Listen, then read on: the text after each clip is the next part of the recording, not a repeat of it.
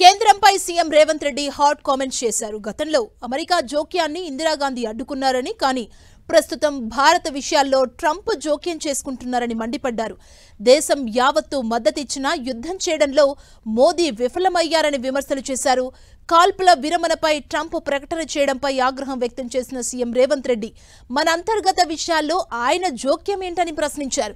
కేంద్రానికి మద్దతిస్తూ తెలంగాణ సర్కారు ఎన్నో కార్యక్రమాలు నిర్వహించిందని, తనను అభినందించాల్సిన కిషన్ రెడ్డి విమర్శించడం విడ్డూనమన్నారు సీఎం రేవంత్ రెడ్డి.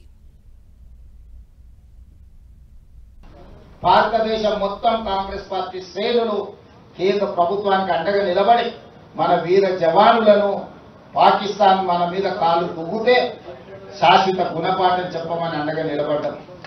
దురదృష్టవశాత్తు కేంద్ర ప్రభుత్వం వెనుకడుగు వేసింది. వచ్చిన అవకాశాన్ని సద్వినియోగం చేసుకోకుండా అమెరికా ప్రెసిడెంట్ ఒత్తిడి తీసుకొచ్చినా, నేను యుద్ధాన్ని ఆపినా, లేకపోతే ఆర్థిక ప్రయోజనాలు నేను దెబ్బతీస్తానికి బెదిరిస్తే భారతదేశం లొంగిపోయిందని చెప్పి ట్రంప్ ప్రకటించే పరిస్థితి వచ్చిందనంటే ఈ దేశంలో నడుస్తున్న ప్రభుత్వం ట్రంప్ ఒత్తిడికి లొంగిపోయిందని విస్పష్టంగా ఈరోజు ప్రజలు భావించవలసిన పరిస్థితి వచ్చింది. మీరు విజయం సాధిస్తే, మీరు పాకిస్తాన్ ఓడిస్తే, మీరు తీవ్రవాదాన్ని అణిచివేస్తే ప్రపంచమే మీకు గొప్పగా స్వాగతం పలికేది, అభినందించేది. కానీ గొప్పల కోసం మీ నాయకత్వం, మీ పార్టీ శ్రేణులను వీధుల్లో తిప్పే పరిస్థితి వచ్చిందంటేనే నైతికంగా ఈరోజు ప్రజలకు మీరు జవాబు చెప్పవలసిన పరిస్థితులు ఏర్పడ్డాయి. బలగాలకు మేము అండగా నిలబడి వేలాది మంది మేమున్నాం, నీకు తోడుగా నువ్వు యుద్ధం చెయ్యి అని నేను చెప్పినా.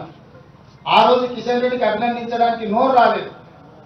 కానీ ఈరోజు చేసిన తప్పులను కప్పిపుచ్చుకోవడానికి మీ గొప్పలు మీరు చెప్పుకుంటే మాకు అభ్యంతరం లేదు.